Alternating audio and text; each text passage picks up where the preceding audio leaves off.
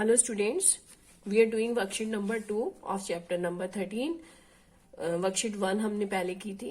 Now we are doing worksheet number 2.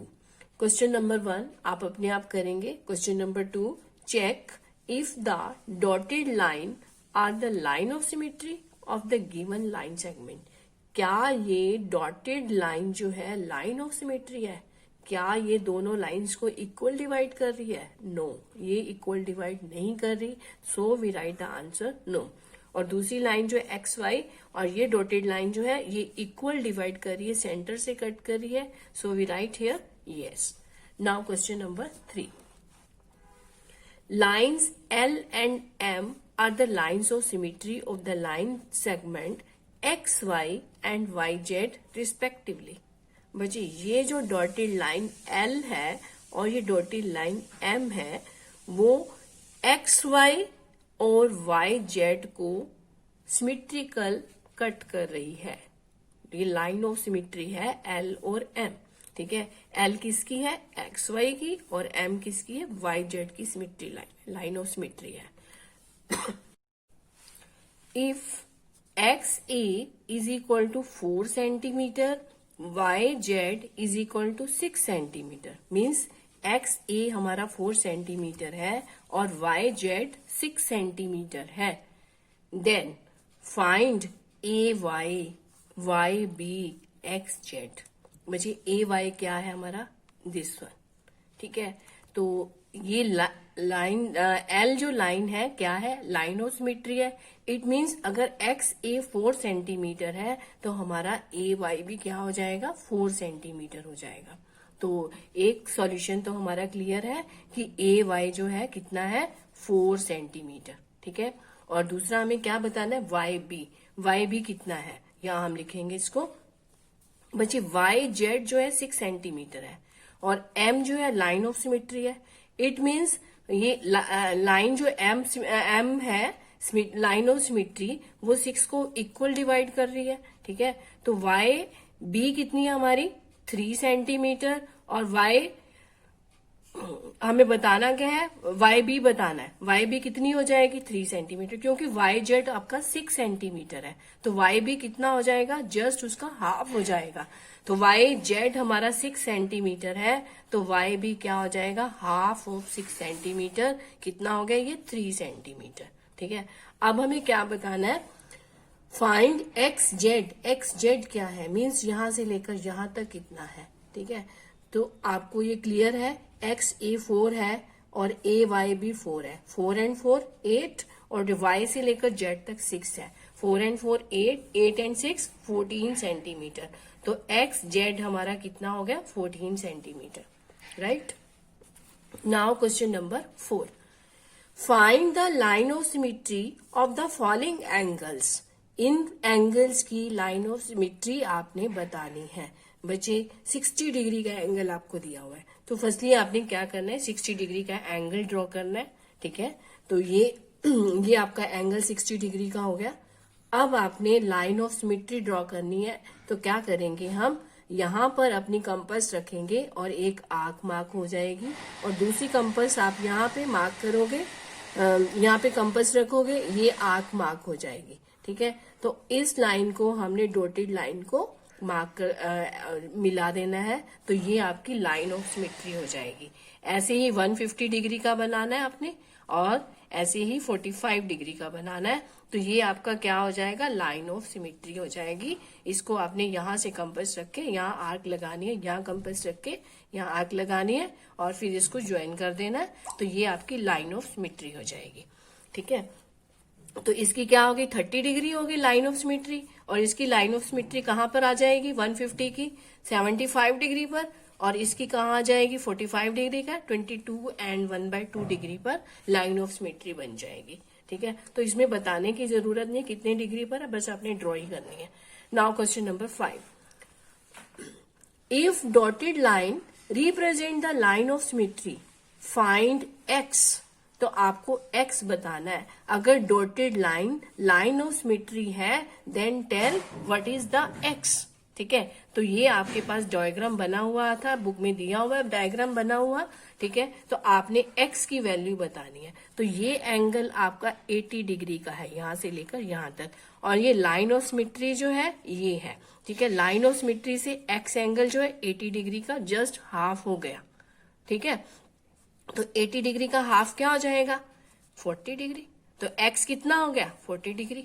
ऐसे ही ये angle आपको दिया हुआ है, यस ये एंगल आपको दिया हुआ है 110, सॉरी ये आपको एंगल दिया हुआ है, और ये आपकी लाइन ऑफ सिमेट्री है, आपको एंगल x बताना है, और ये एंगल आपको 55 डिग्री का दिया हुआ है, ठीक है। तो एंगल x क्या हो जाएगा? यहां से लेकर यहां तक, ठीक है।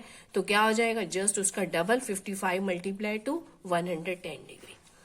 Now question number 6, the dotted line represents the line of symmetry of the isosceles triangle ABC। एक डॉटेड लाइन है, रिप्रेजेंट करती है लाइन ऑफ सिमेट्री पर, जो कि एक आइसोसेलेस ट्राइंगल ABC है। एक ट्राइंगल लिए जो कि ABC है और साथ में वो आइसोसेलेस भी है। आइसोसेलेस ट्राइंगल क्या होता है बच्चे? जिसमें दो साइड्स इक्वल हो। तो ये साइड और ये साइड दोनों इक्वल है, ठीक है। तो if where AB is equal to AC, AB is equal to AC.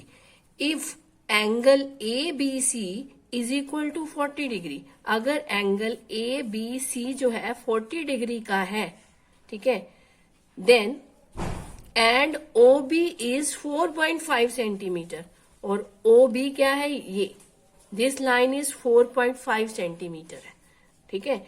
Find angle BAO, तो आपको BAO बताना है, ठीक है। मींस BAO यहां से लेकर यहां तक बताना है, ये एंगल कितना है, ठीक है।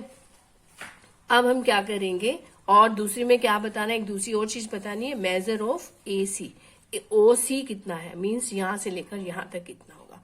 तो बच्चे आपके पास ओनली वन एंगल दिया हुआ है 40 डिग्री, ठीक है।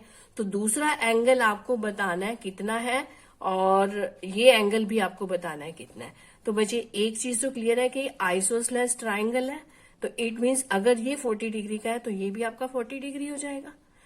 तो क्या हो जाएगा, अगर आपके पास दो एंगल्स आ जाते हैं तो टोटल एंगल्स कितने होते हैं? 180 डिग्री। तीनों एंगल्स का टोटल कितना होता है? Sum of three angles of triangle is 180 degree. तो हमने यहाँ पे हम मान लेते हैं कि ये जो एंगल है x है, तो B एंगल आपका 40 डिग्री है और C एंगल भी 40 डिग्री का है, तो टोटल एंगल 180 डिग्री हो गया। अब आपका ये एंगल x है, B और C 40 plus 40 80 degree, 180 degree total है। 180 में से 80 माइनस हो जाएगा तो आपके पास ओनली x एंगल आ जाएगा, जो कि ये होगा आपका 100 डिग्री का। 180 माइनस 80 100 डिग्री का, ठीक है।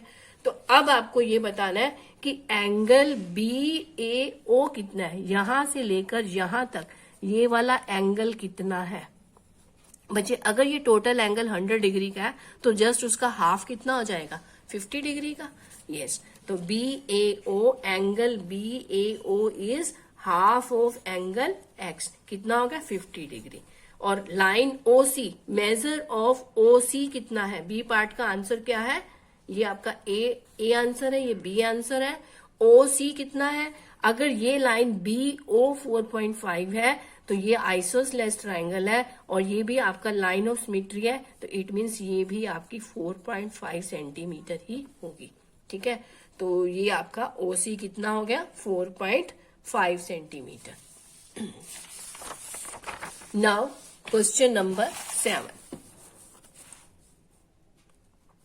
construct an equilateral triangle ABC, find all its line of symmetry। एक इक्विलेटरल ट्राइंगल बनाना है। इक्विलेटरल मीन्स जिसकी तीनों साइड्स इक्वल हो और उसमें all it's line of symmetry. तो इसकी सारी लाइंस ऑफ सिमेट्री क्या क्या बनेंगी? यस, ये लाइन ऑफ सिमेट्री है, इक्वल डिवाइड कर रही है, this one also equal divided and this one is also divide the equal line. तो 3 लाइन्स ऑफ सिमेट्री बनेंगी इसकी। नेक्स्ट है question number 8, will a scalene triangle have any line of symmetry. क्या scalene triangle की कोई line of symmetry हो सकती है? बच्चे स्केलिंग ट्राइंगल क्या होता है? जिसकी तीनों ही साइड्स डिफरेंट हो। अगर ये 3 सेंटीमीटर है, ये 4 सेंटीमीटर, ये 5 सेंटीमीटर है, तो क्या इसमें लाइन ऑफ सिमेट्री ड्रॉ हो सकती है? नो, किसी भी कंडीशन में नहीं हो सकती। No, because all sides are not equal. Question number 9, under what circumstances will a right angle triangle have a line of symmetry? कौन से सर्कमस्टांसेस में, कौन से कंडीशन में राइट एंगल ट्राइंगल जो है लाइन ऑफ सिमेट्री बना सकता है? बच्चे, only in isosceles right angle triangle. अगर हम एक राइट एंगल ट्राइंगल बना दें तो क्या ये कोई जरूरी है कि इससे लाइन ऑफ सिमेट्री बन जाएगी? नहीं बन सकती, ये इक्वल नहीं हो सकते। ये लाइन बड़ी हो गई यहां से, ठीक है। तो अगर हमारा राइट एंगल आइसोसेलेस हो, ये लाइन और ये लाइन दोनों इक्वल हो, दो लाइंस, कोई भी दो लाइंस इक्वल हो, then we can draw a line of symmetry. Otherwise, we can't draw the line of symmetry. Only in the condition of isosceles right angle triangle, we can draw a line of symmetry. Now, last question. Can a right angle triangle have more than one line of symmetry under any circumstances? क्या एक से ज्यादा right angle triangle की line of symmetry हो सकती है? पहली बात तो ये क्या होता है? आइसोसेलेस में होता है। और दूसरी बात, क्या इसमें एक से ज्यादा लाइन ऑफ सिमेट्री हो सकती है? नो, नहीं हो सकती। बस एक ही हो सकती है, इससे ज्यादा नहीं हो सकती। सो राइट आंसर इज नो। तो बच्चे, ये आपकी वर्कशीट कंप्लीट हो गई। आप इसको रिवाइज भी करोगे और अपनी नोटबुक में भी करोगे।